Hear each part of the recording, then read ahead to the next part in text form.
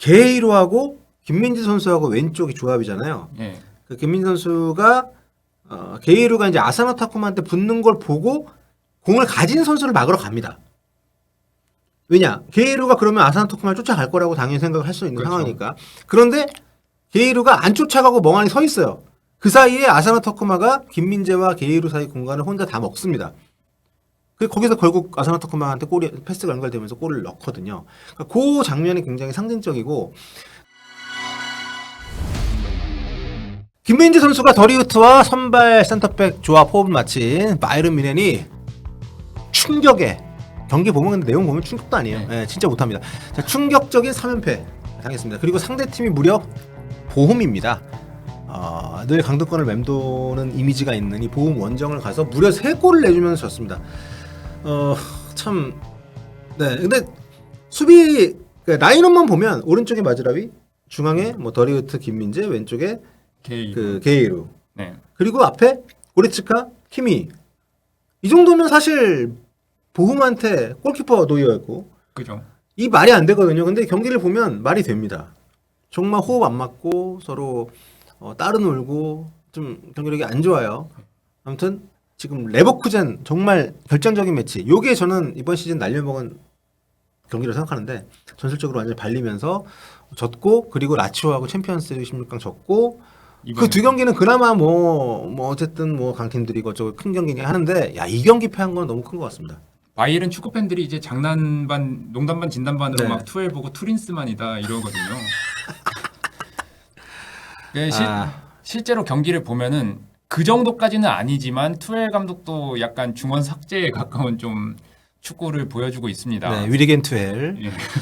자, 근데 뭐 이날 경기에서 그야말로 더 놀라운 것은 선제골을 넣었어요. 예, 그죠. 무시알라 선수가 아주 멋진 각도에서 선제골을 넣으면서 앞서갔는데, 그 뒤에 하필이면 일본인 아사노 다쿠마 선수에게 동점골을 내줍니다. 넣고 엄청 좋아하더라고요. 1대1인데 홈에서. 그러면 하죠. 바이에른 뮌헨이니까. 그리고 그전 4경기 동안 보훔이 아예 뮌헨 상대 골을 못 넣었기 때문에 이 아사나 타쿠마의 골이 굉장히 이 팀에게는 정말 좋아할 만한 그런 이제 골 장면이었는데, 그 영상을 이제 보신 분들은 아시겠습니다만, 그 이제 역습 상황에서 이제 잘리고 나서 이제 너무 내려올 때 보면 게이로하고 김민재 선수하고 왼쪽이 조합이잖아요. 예. 그 김민재 선수가 게이로가 이제 아사나 타쿠마한테 붙는 걸 보고 공을 가진 선수를 막으러 갑니다. 왜냐? 게이로가 그러면 아사나 타쿠마를 쫓아갈 거라고 당연히 생각을 할 수 있는 그렇죠. 상황이니까. 그런데 게이로가 안 쫓아가고 멍하니 서 있어요. 그 사이에 아사나 타쿠마가 김민재와 게이로 사이 공간을 혼자 다 먹습니다. 거기서 결국 아사나 타쿠마한테 패스가 연결되면서 골을 넣거든요. 그러니까 그 장면이 굉장히 상징적이고, 그러니까 저희가 한국 사람이라 김민재 선수를 뭐 이렇게 억바하는 게 아니라, 정말 김민재 선수는 이날 경기 끝나고 그 화면 원샷 잡을 때 보면 완전 땀 범벅이 돼 있어요. 정말 열심히 할 만큼 했는데 곳곳에서 너무 공백이 많이 나오고 개판입니다. 예. 예, 김민재 선수는 한국인이라서가 아니라 진짜 그냥 바이에른의 유일한 희망에 네. 가까울 정도로 거의 뭐 수비에서 독박에 가까운 그렇죠. 독박 수비. 예, 커버링과 그런 걸 보여주고 있는데, 사실 페네르바체 시절에 보여줬던 그런 네. 독박 수비를 설마 바이에른 뮌헨에서 볼 줄이야. 예. 게다가 지금 현지에서는 계속 인정을 또 안 해주고 있잖아요. 뭐 이래저래 여러 일을 들어가면서. 그럼에도 불구하고 경기 보시면 압니다. 가장 실수가 적고요.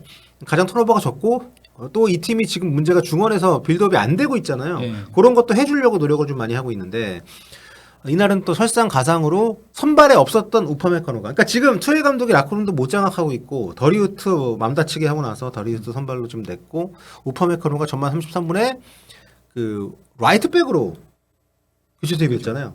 그리고 마즈라이 선수가 부상을 네. 당하면서 사실 뭐 투엘 감독도 항변할 요소는 있는 거죠. 그러니까 네. 지금 라이트백이 뭐 마즈라이도 그렇고 그 샤샤보이, 샤샤보이도 한 경기 만에 부상으로 나갔고, 뭐 대체할 수 있는 라이머도 그나마, 부상이고. 예, 라이머도 네. 부상이고, 그러다 보니까 결국에 라이트백으로 우파메카노를 교체에 투입을 한 거는 어쩔 수 없는 선택이었던 거예요. 근데 그 어떤 순간 레버쿠젠 할 때 우파메카노를 그 자리에 썼어요. 3백이라고 하지만 빌드업 할 때 사실상 우파메카노 라이트백을 했기 때문에.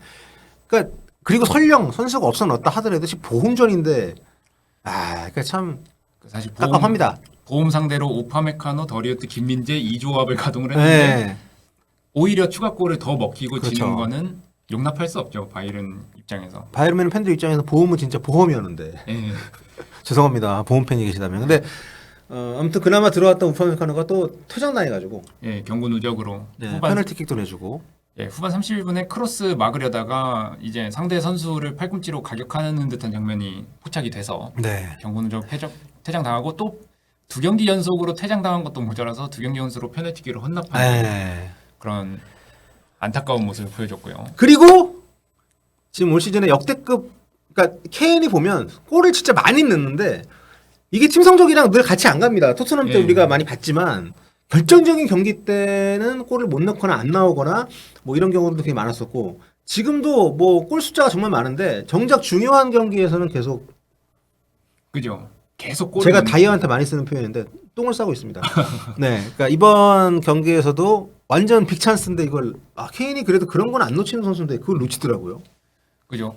물론 케인이 이날 뭐 만회 골을 넣어서 22경기 25골로 뭐 분데스리가 신기록을 기록했다. 기록 관리 잘합니다. 예. 네.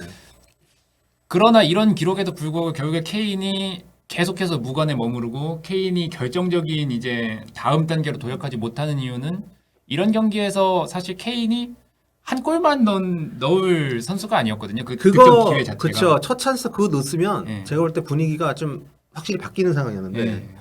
그걸 놓치면서 좀 분위기가 좀 꼬인 부분도 분명히 있고.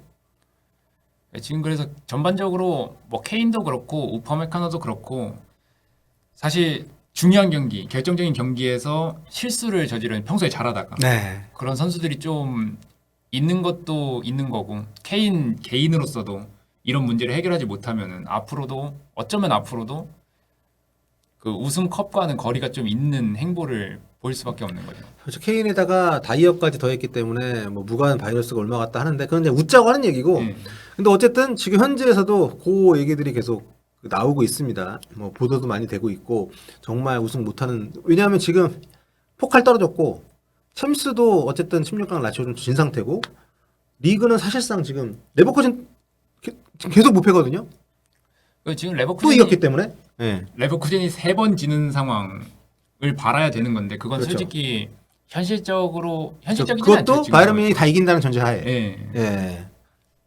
쉽지 않습니다. 아무튼 그래서 지금 투엘 감독 잘리는 거 아니냐는 얘기가 몇 주부터 계속 나오고 있는데 일단 바이에른 뮌의 이사진은 감독 자르는 거 그만하겠다는 그 어떤 굳은 심리를 갖고 계속 어쨌든 올 시즌은 투엘로 간다. 예, 그죠. 이렇게 지금 가고 있는데 투엘 감독이 최근 3연패를 포함해서 최근 44경기 11패입니다. 이게 전임 감독 나겔스만이 잘렸잖아요. 예, 84경기 10패였다 그래요. 그죠. 그러니까 지금 비교 안 되는 거죠. 트윈스만. 예. 그죠. 그러다 보니까 왜 나겔스만 굳이 그렇게 심지어 3월에 못 나가던 때도 아니었거든요. 네. 3월에 그 당시에 나겔스만이 아직 챔스가 살아 있을 때였죠. 예. 예. 챔스도 살아있고 뭐 포칼도 살아있고 그런 상황이었는데 되게 급하게 자르고 급하게 투엘을 거의 모셔오다시피 해서 데려왔단 말이에요. 투엘을 딴 데서 뺏어갈까봐 서둘렀다 이런 얘기가 있었습니다. 예. 그때. 예. 그런 얘기가 있을 정도로 투엘을 데려왔는데 정작 투엘 감독이 오고 나서 챔스도 떨어지고 포칼도 떨어지고 뭐 그런 상황이 된 거죠. 사실 지난 시즌은 뭐 진짜 트윈스만인가? 투엘이 바이에른 뮌은 그때 이제 그 살리아미지치 단장이었으니까 단장 지나가는 말로 나 갈까? 그 말을 들은 살리아미지치가 몸이 굳어서 이렇게 있다가 전화를 하고 이렇게 간 건가? 아무튼 뭐 팀 내 지금 굉장히 말이 많습니다. 팀 분위기가 완전히 아작이 났다. 그리고 투엘이 선수단을 향해서 뭐 좀 이상한 얘기를 했다. 그죠. 이런 얘기도 보도들이 나오고 있는 상황이고 전술적으로도 계속 지금 이상한 선택들을 하고 있고 레버쿠젠전 3백은 진짜 삽질 오브 삽질이었죠. 예, 그것도 심지어 3백의 센터에 다이어를 놓고 그렇죠. 그날 경기 보신 분들 중에 많은 분들이 다이어가 김민재한테 지시하는 모습을 보고 네. 예, 많이 좀 열불이 나지 않았을까 싶은데 사실 3백 선택 자체는 괜찮았거든요. 그러니까 투엘의 전술이 괜찮았다는 게 아니라 3백 전술 자체는 레버쿠젠의 그 3백 그 3-4-2-1에 대항하기 위한 가장 포메이션적으로는 가장 좋은 포메이션 선택한 건데 문제는 그 포메이션에 있어서 선수들이 뭔가 세부 전술에 있어서 그게 뭐 투엘 감독의 생각이 얼마나 있었는지는 모르겠지만 그게 잘 이행이 안 된 부분도 많았고요. 그 밖에도 그냥 지금 기본 전술 4-2-3-1로 하는 기본 전술에 있어서도 지금 계속 중원 삭제 이야기가 나올 만큼 뭐 키미랑 고레츠카 조합이면 사실 어느 정도 팀이면은 중원을 씹어 먹어야 되는 그 정도 중원 구성이거든요. 근데 이름값은 그런데 올 시즌에 사실 두 선수 모두 경기력이 좀 안 좋은 것도 사실이고, 근데 결국 이제 축구라는 것은 팀에서 선수들의 개별 기량이 안 나오든 뭐 팀으로서의 뭐 이게 안 되든 다 책임은 감독이니까. 네. 네, 지금 감독에 대한 얘기 나오고 있는데 어쨌든 뭐 이번 보험전 끝나고 긴급 회동을 했는데 유임을 또 결정했다고 하니까. 근데 유임 결정했다 하더라도 차기는 찾고 있겠죠. 다음 시즌에 맞든 뭐 시즌 도중에 바꾸든 간에. 근데 CEO가 매우 기분이 더럽다는 얘기를 했다고. 예. 네. 뭐 경기 후에 뭐 워낙 바이에른 수뇌부들은 인터뷰를 자주 하잖아요. 그런 면에서 또 인터뷰를 한 건데 이번 경기 매우 더러운 기분이었다. 네. 우리 모두 기분이 좋지 않았다. 하면서도 이제 그럼 투엘 감독 다음 주에도 계속 볼 수 있습니까? 라는 질문에는 그렇다. 당연하다. 오브 콜스 이런 말을 했다고 합니다. 네.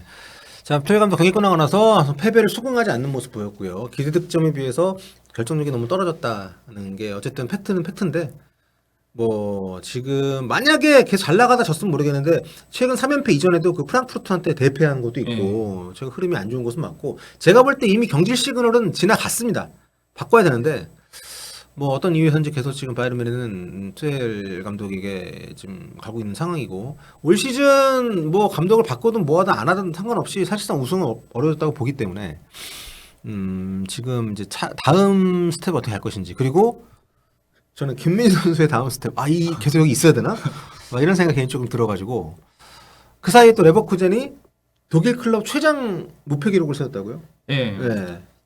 레버쿠젠이 바이에른 뮌헨보다 한국 시간으로는 이틀 앞서서 네. 경기를 펼쳤는데 하이덴하임과 경기에서 2대1로 승리하면서 32경기 연속 무패를 달성을 했습니다. 네. 이게 그 바이에른 뮌헨 팬들이 그리워하는 한지 플릭 감독이 2019년과 20년 사이에 세웠던 그 32경기 무패와 동률 기록이고요. 네. 만약에 이제 레버쿠젠이 한 경기만 더 이기거나 비기면은 이제 바이에른 뮌헨의 기록을 깨고 독일 클럽으로서는 단연 최장 기록 무패를 달성하는 상황이 되겠습니다. 네, 그렇습니다. 최근에 이 레버쿠젠 축구가 여러 가지로 뭐 각광을 받고 있는데 전술적으로 사이드에 있는 선수들이 많이 찬사를 받긴 합니다만 뭐 프림퐁, 뭐 텔러, 우엇보다 그죠. 그리말도 근데 최근 경기들을 보면 그것만 잘하는 게 아니라는 것을 계속 좀 반복적으로 보여주고 있죠. 네.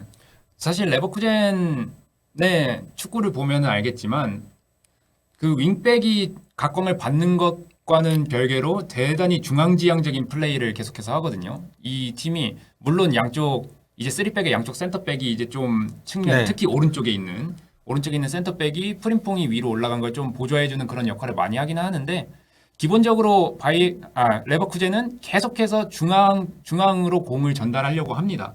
그러는 과정에서 측면에 공간이 생기게 되고 그 측면 공간을 프림퐁이 특히 잘 활용하는 그런 모습인데 그 첫 번째 득점 장면에서는 레버쿠젠의 윙백 활용이 얼마나 잘 네. 이루어지고 있는지를 보여줬는데요. 그리말도는 왼쪽 윙백으로 나오긴 하지만 안으로 들어와서 조금 빌드업이나 공격 전개에 관여하는 플레이도 좀 자주 즐긴단 말이에요. 이 상황에서도 그리말도가 안쪽으로 들어와서 측면으로 좀 빠져있던 아들리에게 공을 내줬고 이 아들리가 반대편으로 침투하는 프림퐁에게 네. 다시 한번 크로스를 내줘서 거의 뭐 전형적인 물론 그리말도가 프림퐁한테 전해준 건 아니지만 거의 전형적인 윙백 투 윙백에 가까운 그런 플레이로 선제골을 만들어냈고요. 그 후반에 아들리 결승골. 결승골 아들리의 결승골은 제가 아까 말씀드렸던 레버쿠젠이 중앙을 집요하게 파고든다고 했잖아요. 그거 그대로 했어요. 중앙으로만 진행이 됐습니다. 네. 중앙에서 하프라인 쪽에서 중앙에서 이제 건네준 공을 비르츠가 이번 시즌에 또 굉장히 좋은 패스를 보여주고 있잖아요. 네.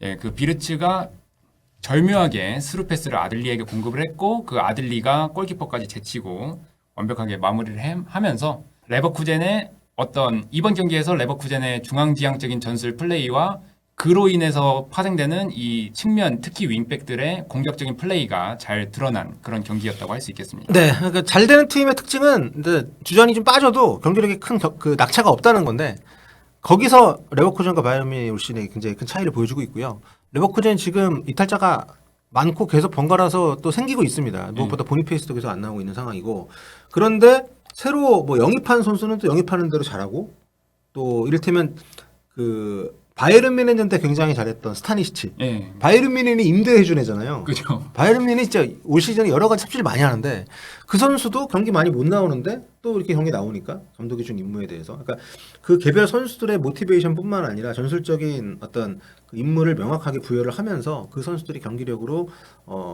밥값을 할 수 있게끔 만들어내는 능력이 탁월하기 때문에 올 시즌 감독 싸움에서도 완전히 좀 밀린 상태고 그래서 바이에른 뮌헨이 사실상 올 시즌 무관 가능성도 꽤 높아지고 있다는 지적에 귀를 많이 기울일 수밖에 없는 상황이 됐다. 맞습니다. 뭐 사비 알론소 감독은 지금 뭐 썰이 많죠. 올 시즌 분데스리가 우승하고 뭐 리버풀을 간다. 뭐 레알 마드리드도 노린다. 바이에른 뮌헨도 노린다. 뭐 이런 얘기들이 계속 나오고 있습니다. 뭐 거의 전 소속팀들의 열렬한 네. 사랑을 받고 있고요. 그렇죠. 원래는 리버풀이 미리부터 이제 클롭 감독이 사임을 하면서 네. 좀 미리부터 접촉할 수 있는 기회가 생기면서 리버풀이 유력하지 않겠느냐 싶은데 지금 바이에른 뮌헨 상황이 워낙 안 좋다 보니까 네. 또 바이에른 뮌헨도 어쩌면 투엘 감독을 이번 시즌까지 하고 떠나 보낼 경우에는 알론소 감독을 노릴 수 있는 상황입니다. 그렇죠. 야 그리고 레버쿠젠 스쿼드로 이런 축구를 한다는 건 정말 놀라운 겁니다. 아니, 뭐 올 시즌에 정말 잘하고 있지만 제가 단언컨대 지금 잘하고 있는 선수들 대부분 꽤 많은 수가 지금 이 알론소 감독을 떠났을 때 비슷한 퍼포먼스가 안 나올 가능성이 높다고 봅니다. 예.